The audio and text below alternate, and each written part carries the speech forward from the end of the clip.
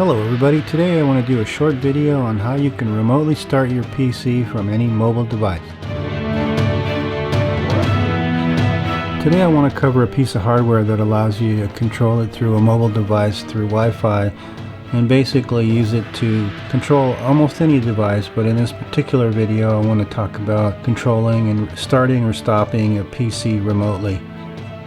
Okay, let's get into the hardware a little bit. As I mentioned in my disaster preparedness video, one of my intents is to be able to turn on my PC from a remote location or turn it off depending on what the situation is, to either conserve battery power or to have that system come back on when the power is restored. And the primary reason for this is that I'm driving my security camera system from a computer, and if it loses power for any reason, it obviously does not reboot.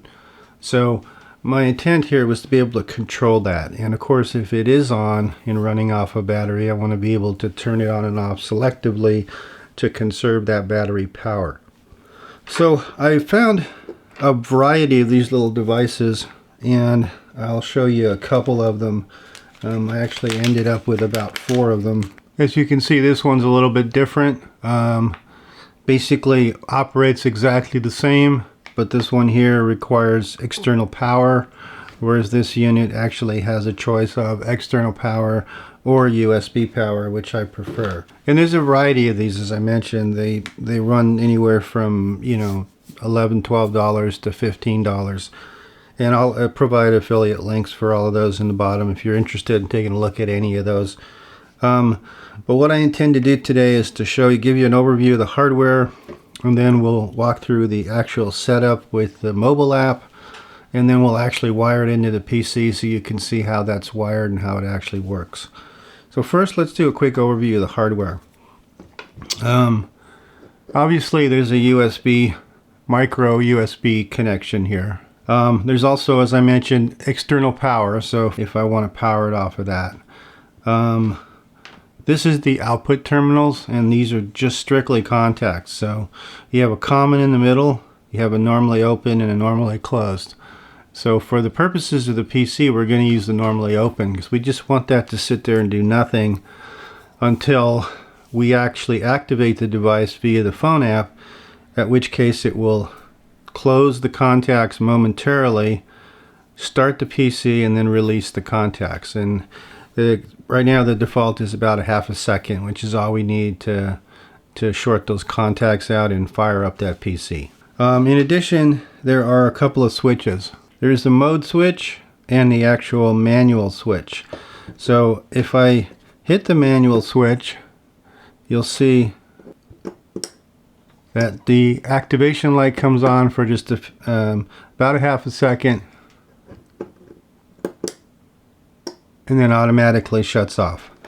The mode switch allows me to use the device for multiple different ways. For example, if I actually hit the mode switch, you'll see this light comes on, and what happens is it switched it from momentary mode to latching mode. So now when I click it, it stays latched. Great for things like lights and things like that if you want to control lights with it. And it's going to stay that way until I hit the switch again and then go off. For purposes of starting a PC, we're going to want that mode right there. We're going to want the momentary mode. So when I activate it through the app, it's going to go on for a half a second and then stop. So that's basically all there is to the hardware. It's a very simple, very inexpensive device. And now I want to walk you through the actual app setup so you can see how straightforward it is to set up. And I'm going to annotate this a little bit with some comments with security, because my intent here is to set this up on a VLAN or a guest network if that's all you have, so that it's not commingled with my other devices. If you've seen any of my other videos before, you realize I don't like to mix IoT devices with my normal network devices, especially this one, because it's actually registered God knows where when you actually set up the device. So I prefer to keep this completely isolated from my primary network. So we're going to go through that. Let's set this up and see what that's like. Okay, so let's get into setting up the app. So I've downloaded and installed this app called Affilliate Link, and I've already bypassed all the agreements and terms and conditions and all that. So the very first thing that it wants us to do is to actually add a device. So I'm going to click the plus. And it gives you some options to choose from how you want to pair this device, because there obviously are many different devices. You're not limited to this particular device. They actually support a whole bunch of different types.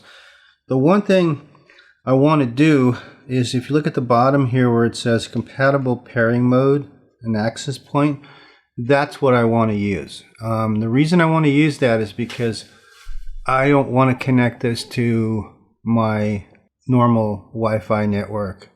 I want to connect it to my VLAN or guest network. So what I'm going to do is hit that button, and it gives me some instructions. And basically what it says is that I'm going to need to turn this device into an access point.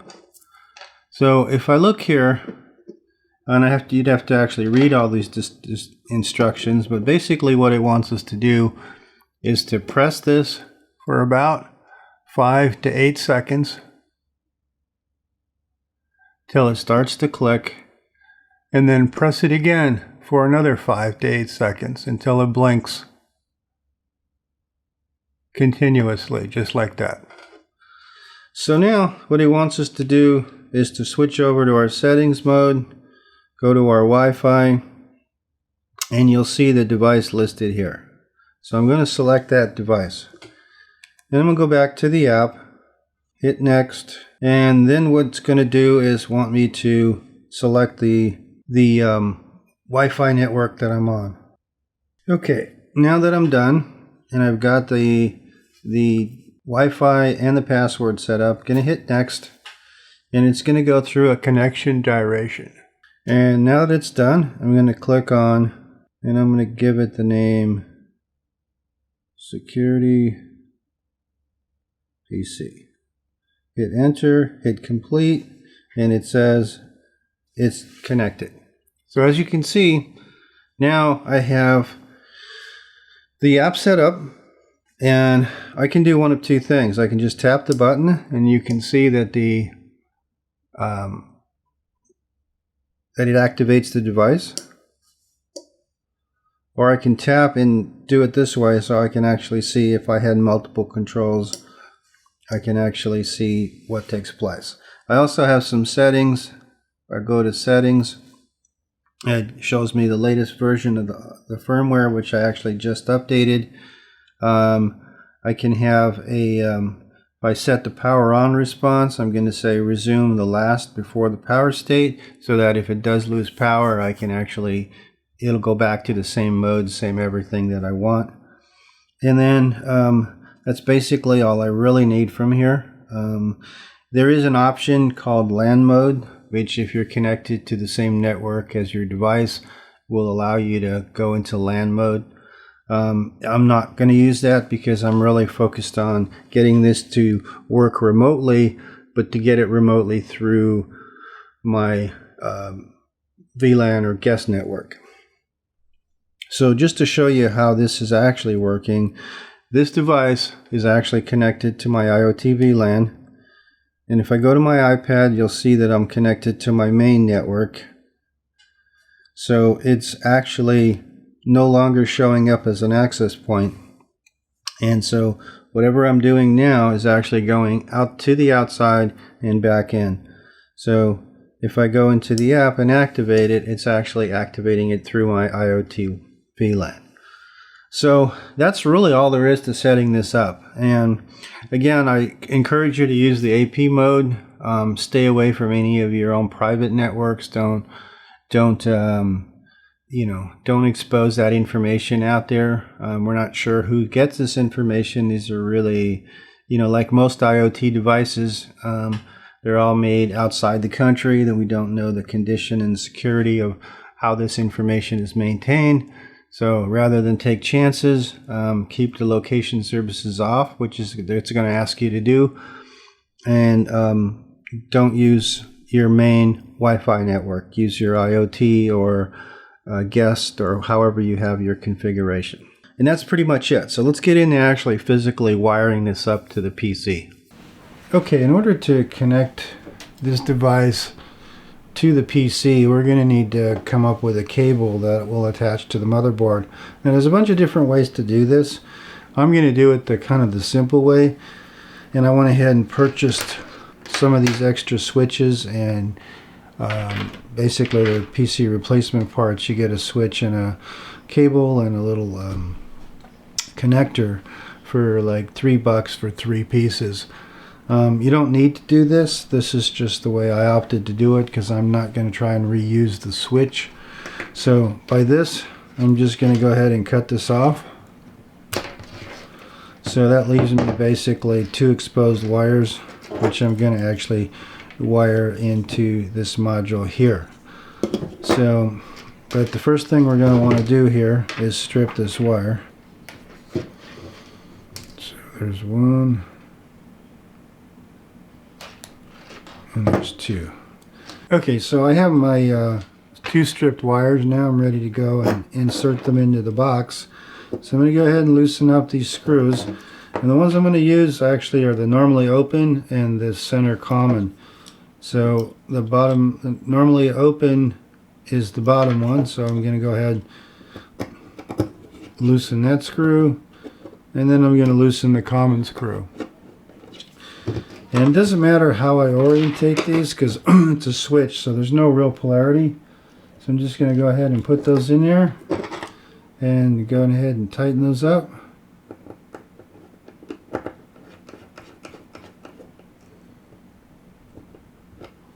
And tighten the other one up. Okay, so now let me zoom in a little bit so you can see what's going on. So you can see now I have the contacts, or the wires into the contact, and it's now ready to wire up into the PC. So again, I've used the center common and the bottom normally open contact. So I should now be ready to wire into the PC, and we can get that box open, wire it up, and let's see how this thing works. Okay, so let's get into actually putting this device into the computer. So as you can see, I've already taken the lid of the computer off, and here's the device we're going to wire in. The very first thing I want to do is to actually mount this thing. Now you can mount this any way you want. I've actually chosen to mount it inside, even though it's going to be surrounded by an aluminum case. I tested the signal and it seems to work out just fine. So I'm going to go ahead and mount it inside. If you don't want to mount it inside, you can mount it on the side or in the back any way you want. This actually has some holes in it for mounting hardware which you can use. But what I've chosen to do to simplify it is actually I'm just going to use actual Velcro on the device to actually mount it in here. So the first thing I'm going to do, which I've already done, is I've trimmed all of the sharp edges off of the back of the board, just so that there's nothing super sharp to poke through the Velcro. You don't have to trim it flush, you just have to make sure that that you get rid of some of the sharp edges. So with a pair of wire cutters kind of like these, I went ahead and trimmed those up. The next thing I'm going to do is apply the Velcro, so let's go ahead and do that.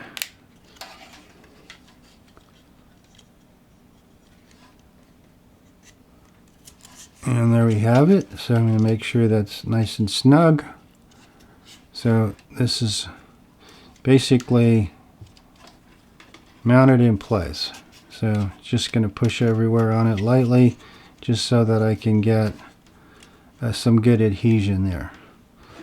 And the next thing I want to do is to actually mount the back. Now I could mount the back and put this in. I can do it any order I want. What I'm going to do is I'm just going to actually mount this like this and pull the adhesive away. There we go. And what I'm going to do next is actually mount it in this empty container here. So I'm going to go ahead and mount that in place. So I've got it mounted really simply, nice and sturdy, and I've got my cable that I'm going to run. Now, before I forget, I'm going to actually have to attach a USB power cable to it. So what I've done is I've used this extra long USB cable because I'm going to want to put this out the back of the computer. I don't want to mount to the USB on the system because obviously if I lose power or anything like that, having that plugged into the USB does not help me. So I'm going to actually plug this into an external brick that's attached directly to the UPS.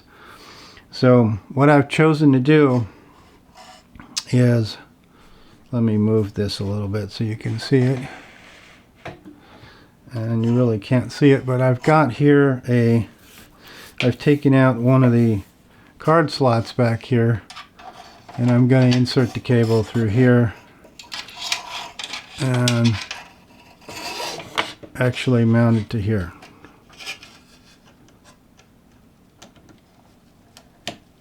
So there we have it. Let me slide this back here.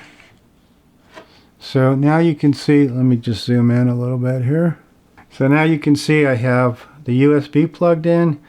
I have my power switch cable, which I'm going to wire to the computer here in just a minute. And the only thing I have sticking out the back is the other end of the USB cable. So I'm basically ready to go. I'm just going to need to plug this switch in. So let's get into that next. Okay, this is going to be really hard to see, but what we're going to do, and you'll have to probably get your motherboard manual if you haven't done this before, if you're not comfortable with it, and find out where the power switch is. Now, I've went ahead and pulled the power switch out already, so I've left the terminals exposed so that I can just move this out of the way here. So I've got terminal exposed right here, and it's incredibly hard to see because there's two empty terminals right there, and that's where the power switch is going to go. So I'm going to take this switch that I made and I'm going to mount it right in that spot. And again, it doesn't matter which direction it goes because it's not polarized, it's just a switch. Okay, so what I've done here is actually wired this switch, and I know it's hard to see, but I wired it to the power switch terminals on the motherboard. So what I've done now is I've got everything basically ready that when I plug in USB power, I should be able to control this PC and power it back on and off. So just a quick recap. Let me just zoom back out here. Okay, just a quick recap. I've got the USB cable plugged in, which is actually hanging out the back here. I know you really can't see it here, but it is hanging out here. Basically popping out the back of the computer. I have the switch, which we wired up in the earlier part of the video, and I have it plugged in to the motherboard power switch.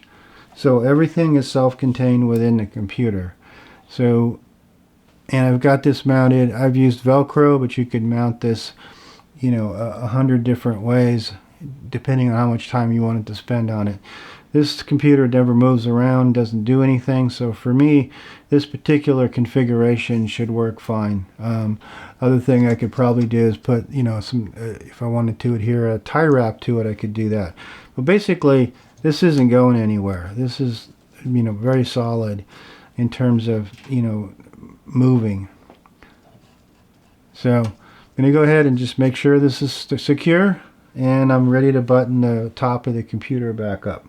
Okay, so we've completed putting the cover back on, and again I want to remind you that this USB that we're going to plug in is not going to plug into the computer. We are going to plug this into a little USB brick, iPhone charger, anything that produces 5 volts to power this device independently of the computer so that we can have total control.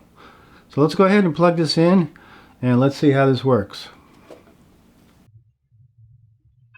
So basically what we have here is I've plugged everything in.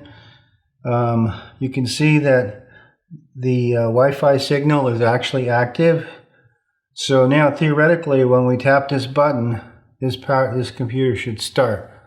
And I just plugged it in, so let's see what happens. As you can see, the blue light went on. The PC's powering up. And it's doing everything it's supposed to do. So it's booting up as needed.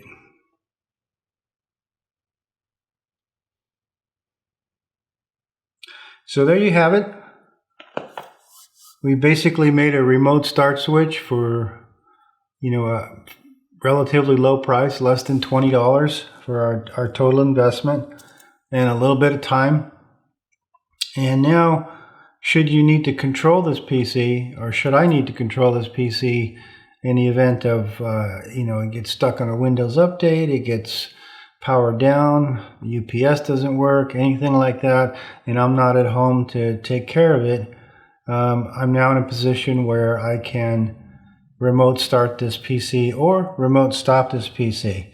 So now that it's started, let me just show you quickly. I can actually shut it off as well. So there you see that it's on right now. The blue light is on. Everything's working the way it should. So I'm going to go ahead and tap this button again. And it should execute a shutdown sequence the same way it would execute a startup sequence. There it is. It's now shut off. So this gives me total control of the PC wherever I am. So if I need to connect to this from outside, from across the world, wherever, I can actually do this. So anyway, that's about it for this video. I certainly hope you enjoyed it and you learned something from it. If you haven't already done so, please subscribe.